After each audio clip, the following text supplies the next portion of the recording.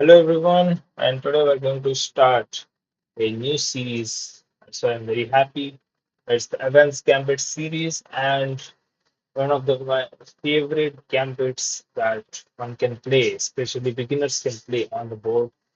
And let's get started with it.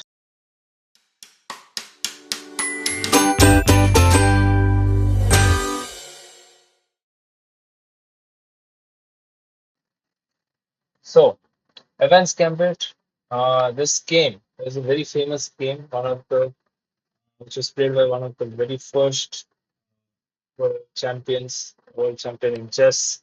You can say an unofficial world champion, but a very strong player. And it was played in 1850 C, around that time, almost 150 to 170 years ago from now. And let's see the game. So, Evans Gambit is Gambit starts with very typical, very normal looking opening only, which is e4, and when black responds with e5. You would have seen it plenty of times on the board, or and you would have also played it, not only seen it. So it's very beginner friendly as well. So knight to f3 is played, and knight to c6, very typical moves, trying to develop the minor pieces as fast as possible. Bishop to c4 and bishop to c5. This is the position where the Evans Gambit can be started playing. And any guesses how the Evans Gambit starts? Yes, we sacrifice the pawn on d4. Yes, b4 is played. And the reason why b4 is played is because it's, the principle of chess, beginner opening principle, not move the same piece twice in the opening. And this is forcing black to move the bishop again in the opening. Otherwise, the bishop will be lost. So that's why we have to here make we are making sure black has to move at least a piece twice in this opening so that we gain tempo and build a big center for white in making black lose tempos. So here the best move is bishop captures. Rest other moves are not very good. We'll see how other moves are not very good in our later videos of Advanced Gambit series. This is the first video. So bishop takes is the best move. And of course, the idea is playing c3. And c3 not only gains another tempo on the bishop, it also develops the d4 pawn. It supports the development of pawn to d4. So bishop has to go back. There's only two good moves in this situation. One is bishop to e7 or bishop to a5. Other than that, rest of every move is bad, and we'll see to it. We'll see about how the moves are bad in later stages. So now bishop a5 is played, and we play d4. D4 is completely taking out on the center. White has a very big center in exchange of that one sacrificed pawn, and we can see how we are prioritizing the development of our pieces and pawns and center over material. And this is what the point of advanced gambit is. We are making black lose on tempos, on that important time it needs to develop, get its pieces out. And we are developing our pawns and center and pieces in turn of making black lose that time. That is what we are doing. Here, of course, black cannot let us get a very big center, which will be bad for black itself. So black takes. Now, another rule of Hamel's gambit, as we said now, no caring about the material. We are going straight for victory, for the death of black skin. And for that, we require super fast light speed development. So here we castle. We do not care that our pawn is captured. We just castle, get our rook outside by keeping our queen safe. So, first thing about advanced gambit, bring your minor pieces knight to f3, bishop to c4, and castle as fast as possible. So that is how advanced gambit works. Take the knight to f3, take the bishop to c4, make a sacrifice on b4, and make a very strong center with c3 and d4. So developing the minor pieces, making a strong center, and castling as fast as possible. So that's the rule. And now, if black captures on c3, it's straight away lost for black because black has already lost four tempos, three tempos with the bishop and in another extra tempo by capturing our center. And if black captures yet another pawn on c3, it loses another tempo, very important time in order for it to recover from this big loss of time for developing its pieces. Black should focus on developing pieces here more than just like capturing pawns.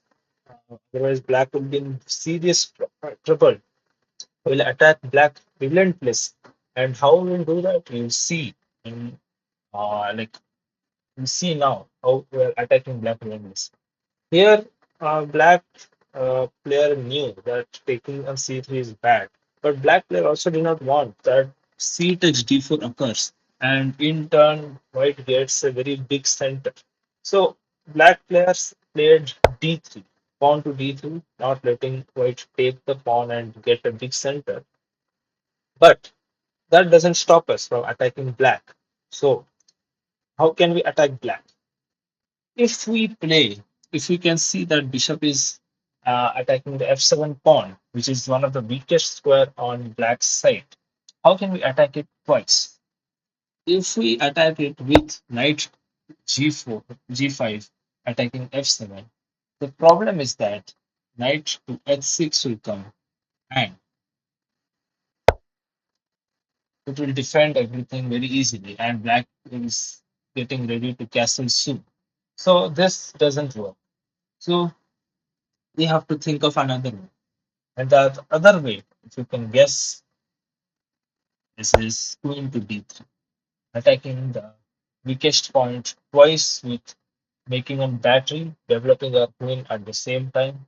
And now black has to defend because now if you go for knight to h6 jump, trying to defend it, it doesn't work anymore because boom, bishop takes the knight, the defender is gone, and after g takes, bishop takes on f7, and now it is very bad for black as black's king has to move again and lose castling rights, and you can see everything is opened up in front of the black's king, which means the attack on black's king will not stop. It is very difficult to defend in this situation. So it's bad for black in defending in that way. Black cannot defend in this manner. Uh, so now there is two options. You have to defend f7 pawn, otherwise black king is in a very bad shape. And those two options are queen to e7 and queen to f6. In the game, queen to f6 was played. We can say queen to e7 also has a very similar uh, outcome. Uh, But okay, queen to f6 was played in the game, and another rule of advanced gambit says that anything, whatever comes, let it be knight or queen, if it comes to f6, then attack it with the pawn. And that's what Adolf Anderson did as well. He pushed e5, attacking the queen and that square. And now, if you think the e5 square is defended twice by the queen and the knight. So how can you do that? But no, if you take, you have to move away. But if you take this pawn, then we bring the rook towards the center, and you can see how dangerous it is to just open up lines for white. And if you are not careful enough, if you think you have defended with d6, but no, queen to b5, and you lose this bishop and the game at the same time. So you cannot do that. So you have to move on. And now, if you can see now, there is no direct attack we can pose to Black's king anymore. And if we try to attack it again with knight to g5, then we still have knight to h6 defending, and we can get Black ready for castling soup. So this is not good for us. We don't want Black to get a comfortable life. We want Black to suffer before it can get somewhat comfortable. So now, what can we do? We, in this case, situation where black, we cannot have any direct attack on black, we must get our pieces to optimal squares. So, first rule, develop your pieces quickly. Second rule, sacrifice the pawn and build a strong center. Third rule, castle as soon as possible without worrying about material loss, especially pawn captures. And fourth thing, get your pieces to optimal squares if there is no direct attack you can pose on black. So rook has come towards the center, and that's what we'll do.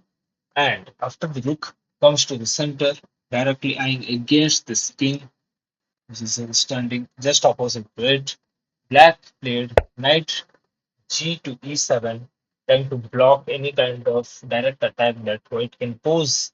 And now what we do here, we bring the bishop to a3. It's a typical events gambit move. Usually bishop doesn't stay on the c1 to h6 diagonal in events gambit. It comes to a3 and it eyes that long diagonal from a3 to f8. And most cases it stops that king on e8 castle by guarding the f8 square. That's the major idea of bishop to a3. So bishop a3 is played, getting attack on the e7 square, or e7, you can say e7 spot. Here, black should have castled.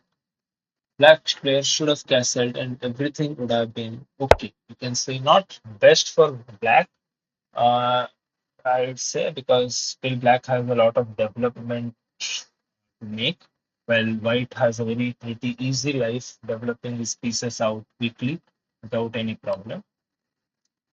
But no, black player did not castle here, which is surprising.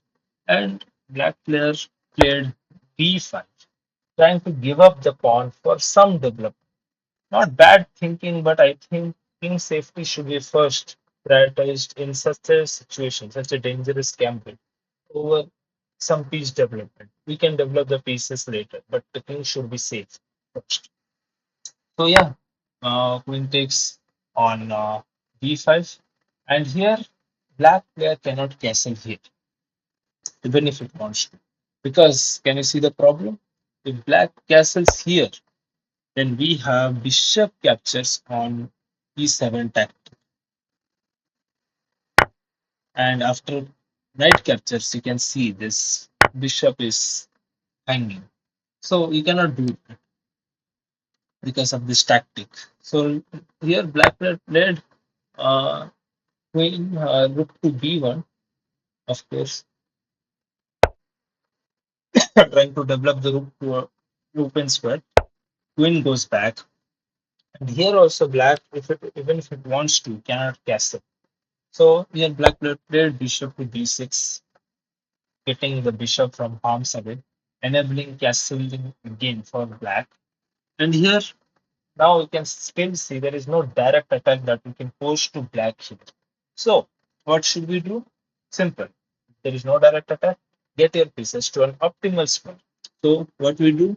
We get the final piece which was not developed, the knight d2, and then we'll get the knight to e4 in the process. That is how we get this knight here as well towards the central square.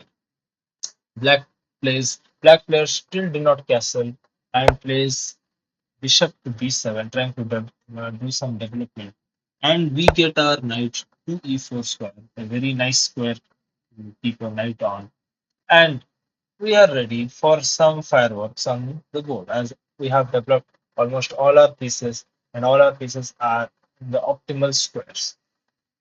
Here, though, black player instead of castling played a very bad move, which I do not know why they played it.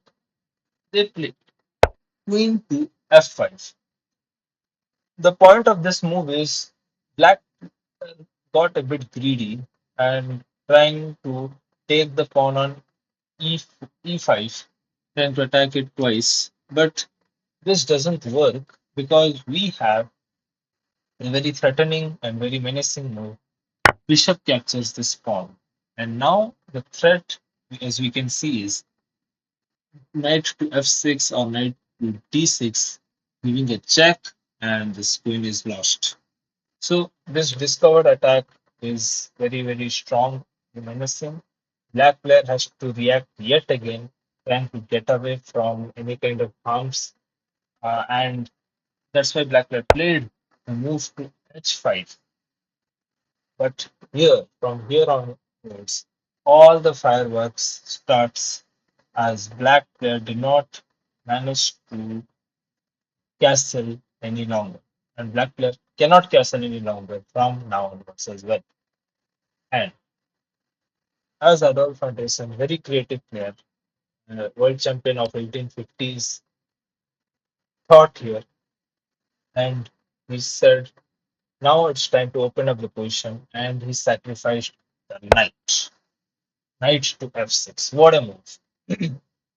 Trying to open up the lines. That's the main idea. Because if your rook is behind your pawn, it's not doing anything.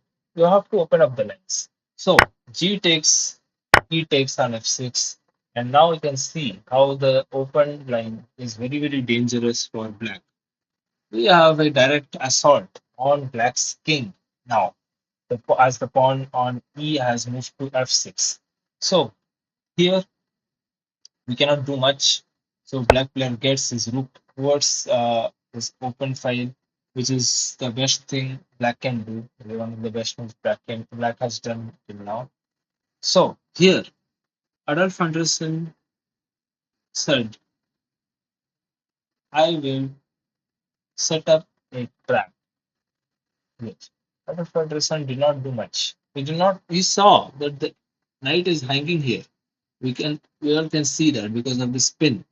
But Adolf Anderson just played a very silent, which is rook a to d1, and it is a trap.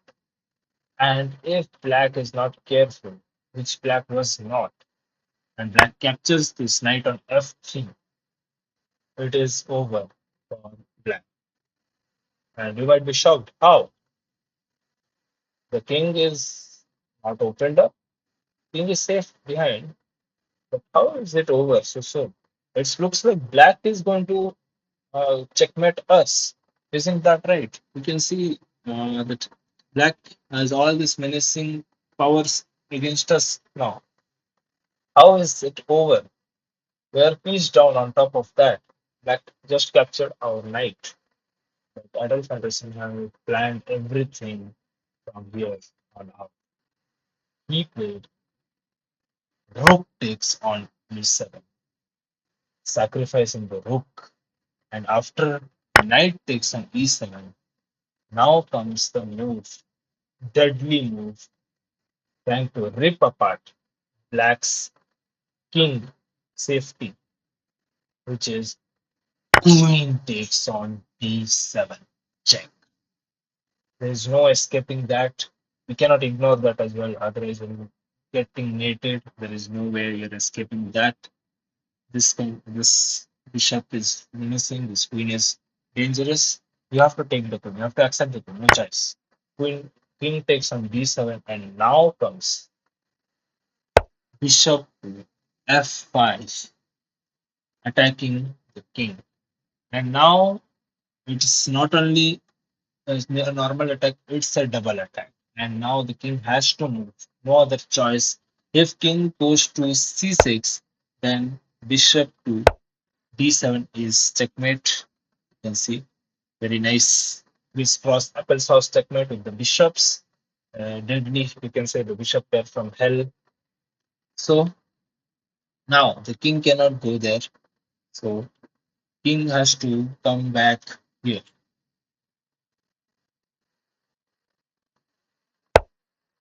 And now we see the point of all the sacrifices. King goes, bishop goes to d7, king comes here, and king comes there, and just bishop takes on e7 checkmate. There's no escaping that. Now king goes to f8, and anyway bishop takes on e7 is check.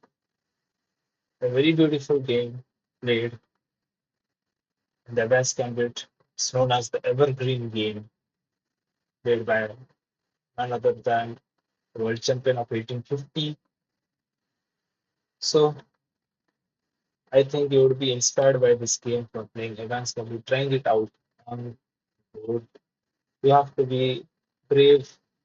You have to be very, very attacking. You have to be very, very aggressive. Thinking less about material, more about developing speed of light. And that is what is about the introduction of Evans Gambit. We will see you for the next video. Bye bye.